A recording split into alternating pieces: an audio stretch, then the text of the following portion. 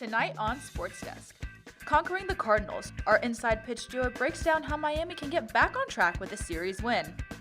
Plus, Double Dribble, the Hurricane Hangtime team reveals an announcement that sent shockwaves across campus. And later on, Cycling for a Cause. Jacob Lyons has a story of a program raising autism awareness. All that and more? SportsDesk starts right now.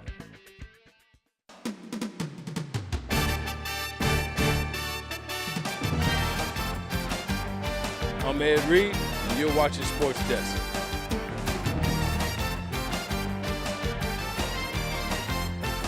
Hi, I'm Jim Kelly, former UM guy. You're watching Sports Desk. What's up? I'm DJ Williams, and y'all watching Sports Desk.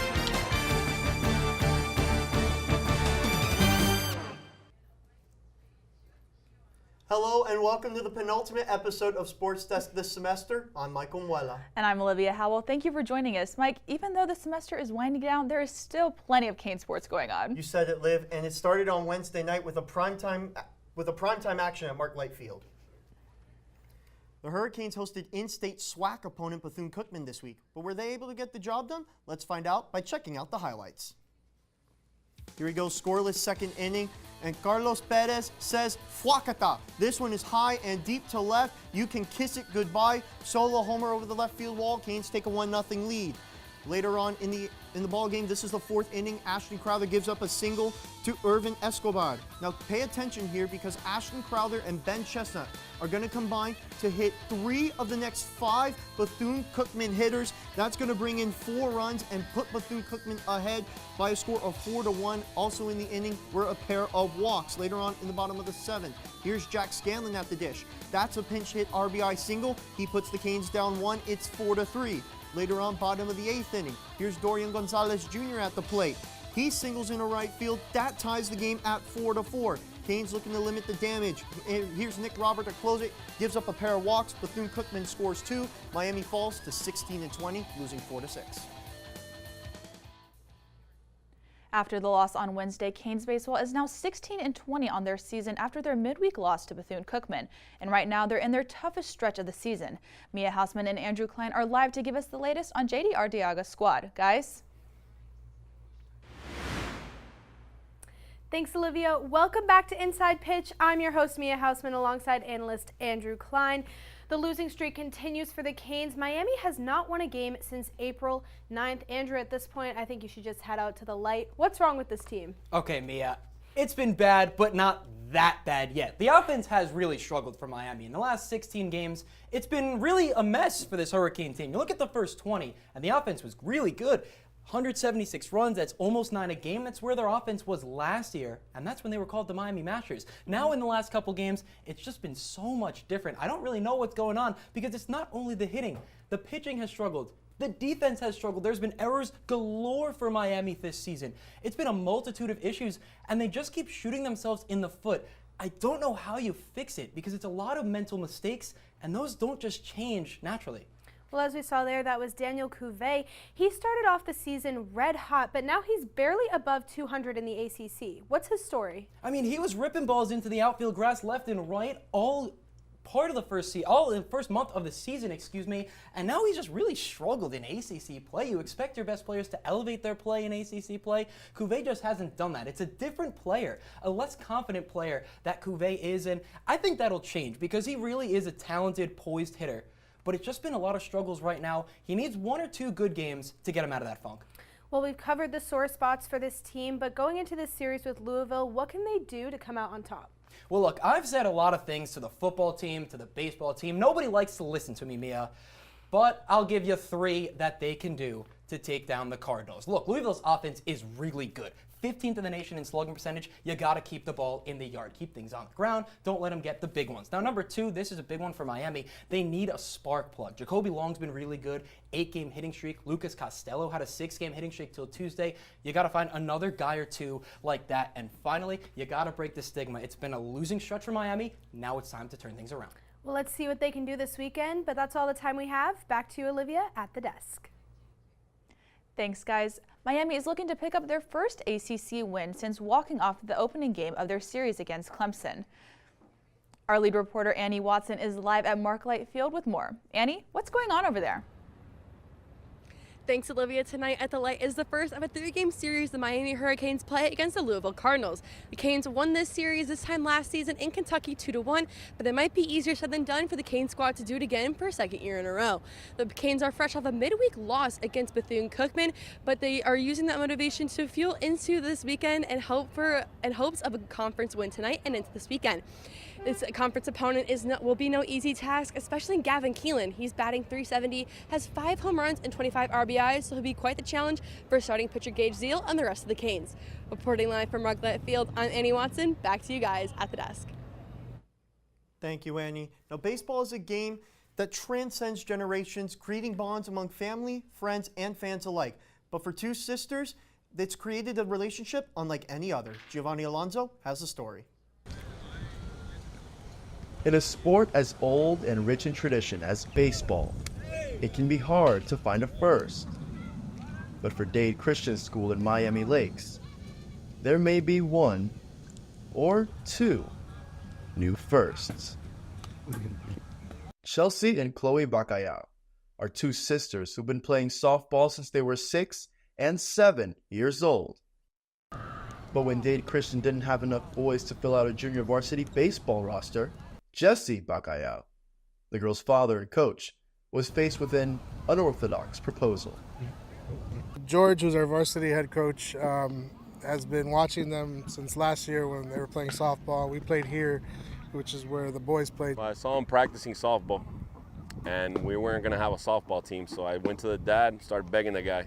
But while the idea was good in theory, would the girls face any pushback or challenges once it was put into practice?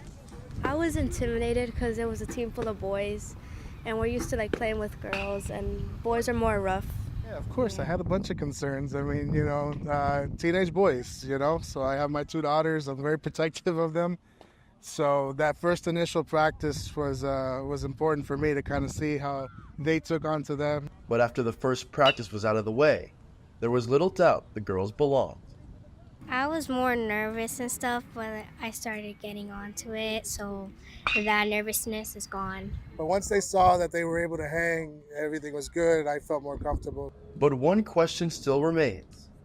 Could the girls' story at Dade Christian possibly inspire other schools to do the same?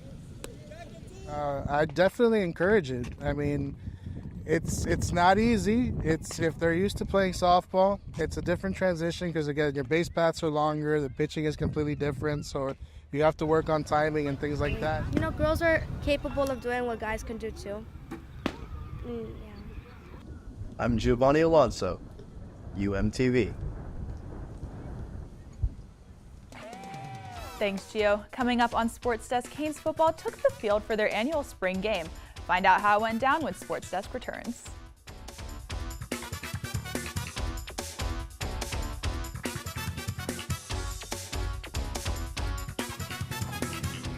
For decades, I've taught you everything I know.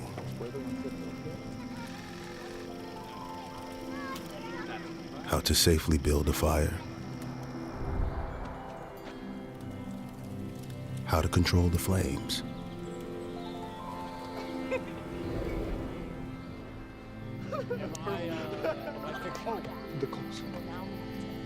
What to do with hot coals. How to secure your chains.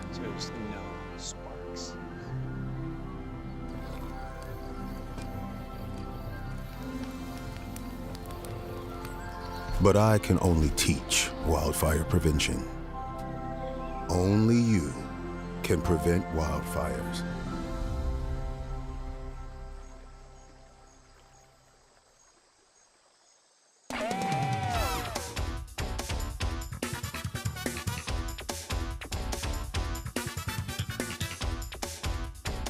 Welcome back. Now, the Canes women's basketball team brought back a couple of familiar faces this week, and the men's team is changing things up as well in 2024. Shay, Taryn, and Manny caught up earlier to talk some hoops. Guys. Welcome back to Hurricane Hang Time. I'm your host, Shane McDonald, joined by Manny Nakarado and Taryn Jacobs. And let's get right into it. Taryn, we're starting off with the women, and there were a couple of friendly faces returning to the U. Who are they? Shay, those Pacers are going to be the Cavender twins. They announced earlier this week that they will be coming back to the U for their 5th and final season. Now, Haley announced that she was returning to the game in November to go play at TCU for that final season. But then earlier this week, Hannah decided she also wanted to take that last year of eligibility to play right here at the U. And yesterday, Haley decided she was going to be joining her and also coming back here next season. Now, Haley, a big asset for the team when she was here her senior year. She had a team high average of points of 12 points per game, 4.9 rebounds per game, and 2.5 assists per game. Now, Hannah really didn't see much court time, but she should make a big impact here this season, especially from beyond the three-point line. Absolutely. A couple of nice additions for a team that's experienced a lot of shakeups. Moving over to the men, they've had a lot of their own shakeups. So my question to you, Manny, is what's your starting 5?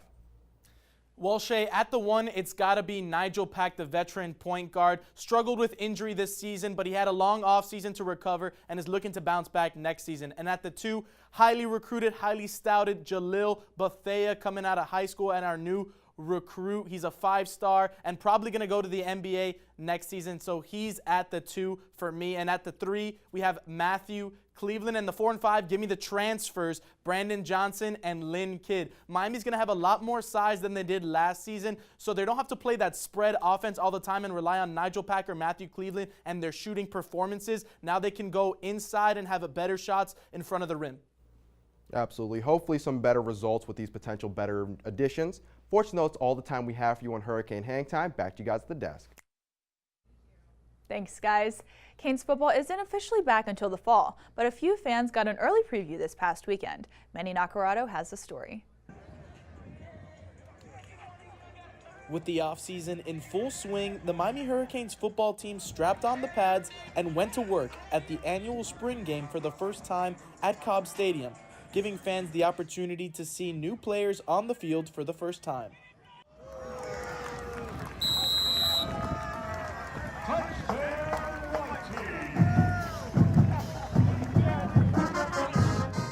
Well, specifically Cam Ward, and I'm excited to see our new freshman class of 2024.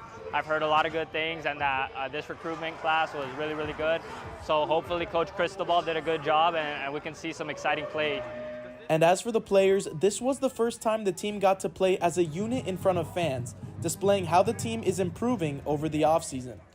I felt good, especially knowing the work that we put in the last 14 practices. But, you know, it's a good thing that spring ball is over, so now we can start to come more together as a team with the new guys coming in. You know, just come August 31st, we'll be ready for that challenge. And as the season inches closer, fans can't wait to get back into the stands, and some for the first time. As a fan, I can't wait because this is actually my first ever game as a student. So even if it's a spring game, I'm excited to just be a Canes fan as a Canes student and get to live that with all of the alumni that I know as well and all of my student friends that are excited about the football season. And as the game comes to a close, fans and the team are excited to kick off the 2024 football season on August 31st against in-state rival, the Florida Gators. For UMTV, I'm Manny Nacarado. Thanks, Manny. Now, Cody Rhodes may have finished his story at WrestleMania, but the host with the most is back to finish his story by taking you behind the post. Here's the most electrifying man on TV, Niles Nassim. Well, let's get ready to rumble because it's showtime and I got a lot of football content, so I better not fumble. Welcome to the most electrifying segment on TV with me, Niles Nassim, your host with the most. So when you see me on screen, it's time to go behind the post. The sun is shining, the birds are chirping, and the Canes are realigning because, yes, sir, it's that time of year again. Spring ball is back, baby. Last week, the Canes played their annual spring ball game and fans showed out. The team played on campus this year for the first time at Cobb Stadium, and over 7,000 fans packed the stadium to watch the game. Even new stadium seats had to be created to accommodate because fans wanted to see next year's talent dominate. We can't wait to see what the Canes do next season. And it's never too late to congratulate our athletes because last week UM hosted their second annual Hurricane Honors Awards. This event honors and the accomplishments and the achievements of our student athletes across the university. We at SportsDesk want to thank our athletes for their time and dedication, and we are so proud of what they've done this season. And finally, wait, why is my screen glitching? Who dares interrupts me during my show? We're back. Haha, guys, I get it. April Fool's has been like 3 weeks ago. Whatever. Wait, I'm getting something from upstairs. This isn't a joke. The Cavender twins are back together forever. Well, maybe not forever, but for their final season. I mean, welcome home, ladies. We truly did miss you, and we cannot wait to see you tear it up next season. But seriously, why did you have to come back when I graduated? But nevertheless, I will never stress because I am so excited to see them back. But that is all the time I have for you today. You know what to do. Be blessed. Never stress because you know where to find me right here on Sports Desk. Thank you, Niles. Up next on Sports Desk, Shay McDonald tells us the story of a national champion track runner, Russell Robinson. Don't go anywhere. But first, it's time for some trivia. Canes baseball is sitting with a record of 16-20 on the season to this point. But when was the last time Miami finished the season with a record under 500? Is it A, 2010, B, 1995, C, 1982, or D, 1957? Find out the answer after the break.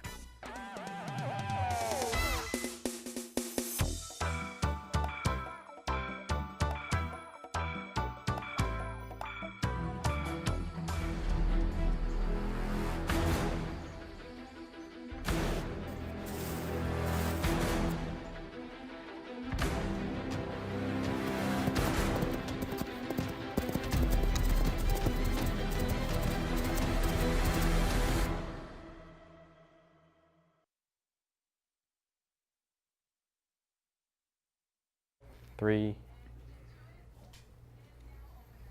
All right, guys, it's your final show of Sports Desk. If you could describe your whole time here in Sports Desk in one word, what would it be? Oh, I'd have to say special. Life-changing and very memorable, so shout out to everyone. Thousands of kids start vaping, and I can't let this happen to my kid. So if you want to talk to your kids, you have to get it trending.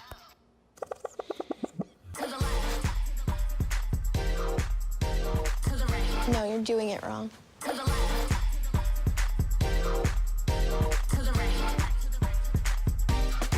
Let's go. Can we talk? Yeah, what's up? Visit talkaboutvaping.org for tips on when and how to have the vape talk.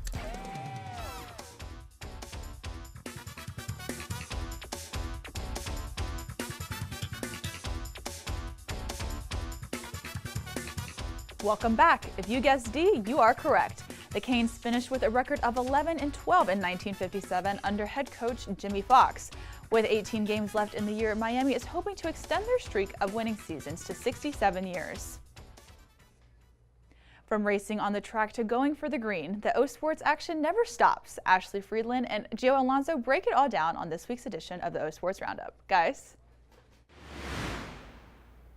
What's up, everyone, and welcome back to this week's edition of the O Sports Roundup. I'm Ashley Friedland. And I'm Giovanni Alonso. Now, Ashley, the semester's winding down, but there's still so much to talk about. Let's start off with track and field. Well, Gio, Edgar Campray just took home a historical achievement in the Mount Sachs annual relay. He scored 7,975 points in the men's pentathlon, and he placed first in the ACC and fourth in the NCAA.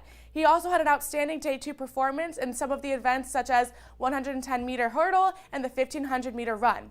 And shout out to former Miami Hurricane in the women's pentathlon who scored over 6,000 points and now holds the world record. Well, Gio, there's been a lot of motion over on the tennis courts. What's happening over there? Ashley, you're absolutely right. It's tournament time for men's and women's tennis. Let's start with the men. They had a disappointing beginning and end to their season. They dropped their last regular season game against number 17 Florida State. They rebounded with a win in the opening round of the tournament, but then dropped in the second round to North Carolina. The team finishes the season with an 11-14 record, finishing 2-10 in ACC play in Aloysia Peerich's final season. So they review this past year and recoup this offseason, getting ready for next year. Women's tennis is still going. They opened the ACC tournament with a sweep of Virginia Tech and are currently taking on Florida State in the quarterfinals of the tournament. Now, Ashley, let's go ahead and drive on over to golf. Well, Gio, the ACC championship kicked off on Thursday, and they finished the day one sitting at 8th place going into day 2 that teed off today at 9:50. They are 5 over par right now, but let's see where the day takes them. Well, that's all the time we have for you today. Back to you at the desk. Thanks, guys. Miami's Male Athlete of the Year has made it to the heights of college track and field, but it didn't come easily. Shay McDonald has the story. Senior Russell Robinson, triple jumper for Miami track and field, took home gold at the NCAA Indoor National Championship and made history. On his first jump of the day, Robinson set a new personal best, broke his own school record, and broke the facility record at the New Balance track. For Russell, it's been a long time coming. I came in as a long jumper, and then I was still learning the triple jump a little bit, and there was so much to learn from it, so just seeing all the progression. Each little year there was something that I needed to do. Coming in as a walk-on, Russell started having to play catch-up, something new to him. Out of high school, Robinson was a multiple-time state champion and ranked top 5 nationally in the long jump. At first, it was different at Miami, but it didn't put him down. I came from being the best in my high school and in my state to being the worst jumper here at the Miami. Training with guys that were better than me pushed me and motivated me to, get better. That motivation played right into the path the staff set out for him. Known as the 4-year plan, it's what jump coach Rob Jarvis sold Russell on coming to Miami. As accomplished as he was at the time, he still had a lot of room to grow. Russ was at the Florida High School state meet, I think it was just his junior year. Unbeknownst to me at the time, his dad was sitting next to me, just kind of taking it all in. I had no idea, I never met him before. So Russ came down, jump, and I want to say he had probably 2 or 3 of the biggest fouls in long jump that I'd seen. Jarvis saw the potential and knew what Russell could become. Since arriving in Miami in 2017, he's been key in the development of many recent Miami track and field stars, including his last national champion, Michelle Atherley. With his experience coaching some of the best, Jarvis broke down what makes Russ different. But just with Russ, just the size and just levers and just his strength-to-body ratio is what makes him special. That understanding helped put the plan together and developed a bar that continues to be high to this day. I mean, ACC title, another national title, and being in Paris for the Olympics this year is the main goal. Expectations, they're high. It's just want to see him win the outdoor title. Would like to see him break into the all-time NCAA top 10, get the Olympic standard. For UMTV, I'm Shay McDonald. Thanks, Shay. Following Canes Rowing's recent win at the Sunshine State Invite in Sarasota, Miami rower Leanne Lopez sat down with Annika Alves on this week's edition of Athlete of the Week. Annika? Welcome back to this week's edition of Athlete of the Week. I'm your host, Annika Alves, and from Canes Rowing today, we have special guest, Leanne Lopez. How are you doing? I'm doing great. How are you? Doing fabulous. Where are you from? New Jersey. What was it like growing up there? I loved growing up in New Jersey. I spent a lot of time outside and on the water, but I didn't like the winter, so it made me come here. That's fair. What got you into rowing? I have always played sports, and I tried rowing for a couple months in high school, and I loved working out, and I loved being on the water, so I thought it was a great combination of my 2 interests. Your boat just recently won in Sarasota back on March 30th. What was the feeling like when you guys won? That was amazing. I've been here for 5 years, and to finally do what we've been trying to do for a long time now was so rewarding. And it was an amazing feeling, and I'm so proud of the girls in my boat and our team and what we have accomplished this season and the things that we're going to accomplish in the next couple weeks. That's incredible. So outside of rowing, do you have any fun hobbies that you like doing? So outside of rowing, I still do a lot of working out, but I also fish and spearfish. So I like to go diving on my day off if I can, and I like to do that in the summer. Awesome. Do you have any final advice you want to give to younger rowers? Just keep training. I was a walk-on. I started in the novice program. I only rowed for a couple of months before, but just listen to your coaches, be a good teammate, and your body is capable to do so much more than you think it is. So you just have to train your mind to tell your body that you can do it, and literally nothing is impossible. I love that. Well, thank you so much. That is all the time we have. Back to you guys at the desk. Thank you very much, Annika. Nice job. Still ahead on Sports Desk with the Stanley Cup playoffs right around the corner. The Detroit Red Wings scored a pair of goals you have to see to believe. Stay tuned to see what happened.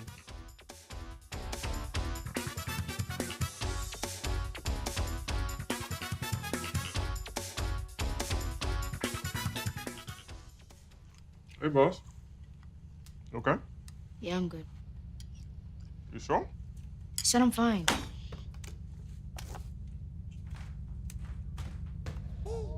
Since I was little, it was only me and my parents. You think you created family out of characters? Yeah, of course. I'm gonna take that and make it into a song.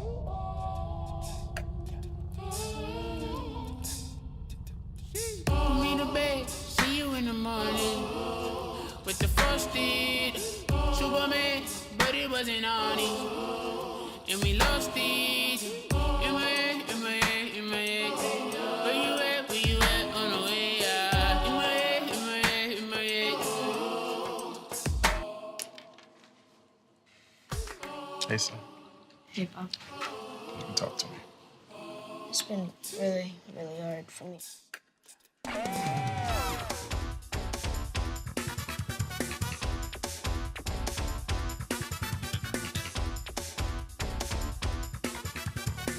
Thanks for staying with us. The Miami-Dade Fire Department hosted their 5th annual bike riding event to spread awareness for autism. Jacob Lyons had the opportunity to attend the event. April is Autism Awareness Month, and for the past 5 years, the Miami-Dade Fire Department has hosted an Autism Awareness bike ride. On April 13th, hundreds of bikers showed up bright and early to ride for the cause, a cause that means the world to many of the first responders. There's a lot of our fire and police personnel that have special needs children. So we wanted a way to be able to get funds to help them out whenever the need arises. But for Johnny, his connection to the event runs even deeper. Well, this is dear to my heart. You know, I have a son, he's 8 years old, he's also on the spectrum. So this hits home in a way that, you know, that there are no words, you know, because we need more events like this. Beyond the first responders facilitating the event, many of the riders showed up for similar reasons. We're here to support one of our cyclists who has an autism son, and she encourages us, and we support her every year. We've been doing this like the last 4 or 5 years, and it's just an annual thing that, you know, is real good, and we're just supporting our kids. When they say writing for the cause, you know, it truly is a cause that I wish more people knew about this, knew about autism, and how to be able to speak to someone with autism. This event is more than just a bike ride. It's a way for the community to come together and show their support for those with autism.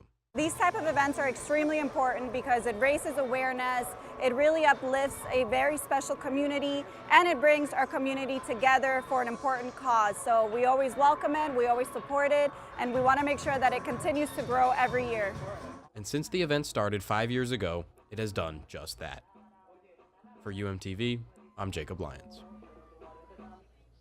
Thank you, Jacob. In Detroit this week, the Canadiens and Red Wings met in a game that came down to the final minutes. Let's head to Little Caesars Arena for this week's play of the day.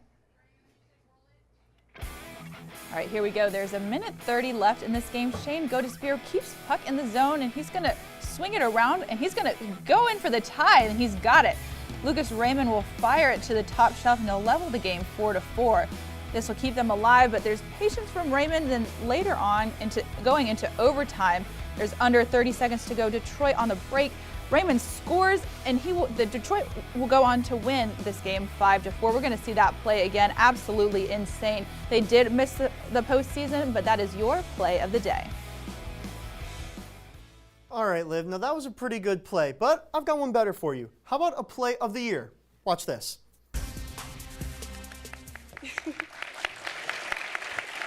And the College Television Award goes to SportsDesk, the magazine edition.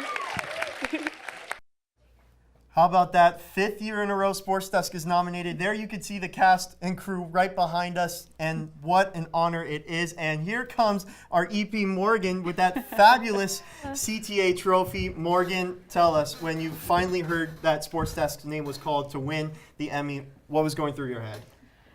Honestly, it was like blank. It was just absolutely insane. I kind of was like in shock and didn't really register it for a minute. But it was amazing, and the whole weekend was super cool. We got to tour NFL Films in LA. We got to tour Spectrum Sports regional network. So it was super fun, and I was so honored to be able to go and represent. It's such an incredible honor, and Morgan, we are so proud of you and the show, and this is really just something that we are all so proud of, but unfortunately that is all the time we have for tonight. Thank you for joining us. But don't worry, because we'll be back right here next week. Same time, same place. Have a great night, and enjoy your weekend.